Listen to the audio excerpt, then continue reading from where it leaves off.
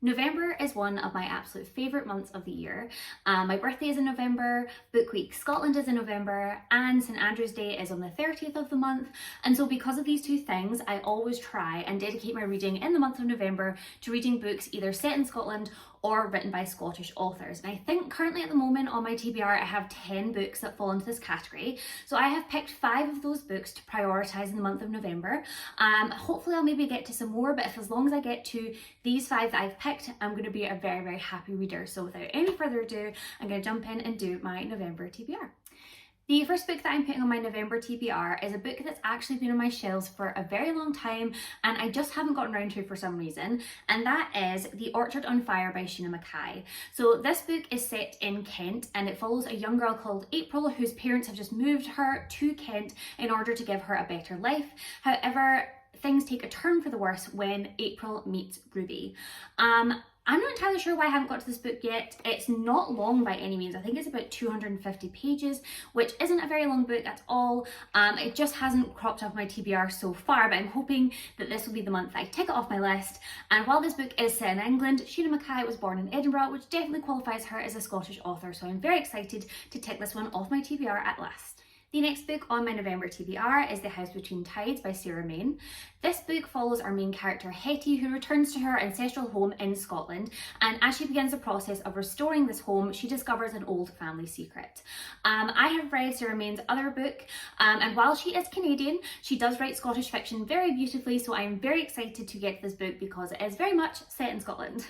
The next book on my November TBR is The Lost Storyteller by Amanda Block, who is an author who lives and works in Edinburgh, which is also where I live, which is very nice. So this book follows our main character Rebecca, who has not seen her father, a former children's TV presenter, since she was a very little girl, and none of her family ever talk about him.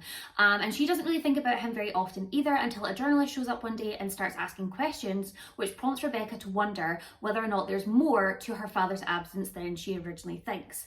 I believe that this book was Waterstone's Scottish Book of the Month a couple of months ago, which really brought it to my attention in the first place. So I am excited to get this one and I am very excited to read it. The next book on my November TBR is Daisy Chain by Maggie Ritchie. This is a historical fiction novel following 2 friends, Lily, who dreams of being a famous artist, and Jeannie, who dreams of being a famous dancer. As the girls grow up, they drift apart, but when Lily finds herself alone and stranded in Shanghai, the only person she can turn to is her childhood friend, Jeannie. This book really jumped out at me when I first picked it up, and I'm very excited because it has a sort of narrative that I tend to really enjoy and focuses on female friendship, which is an element that I also really enjoy, so I'm hoping that this will be a very enjoyable read in the month of November.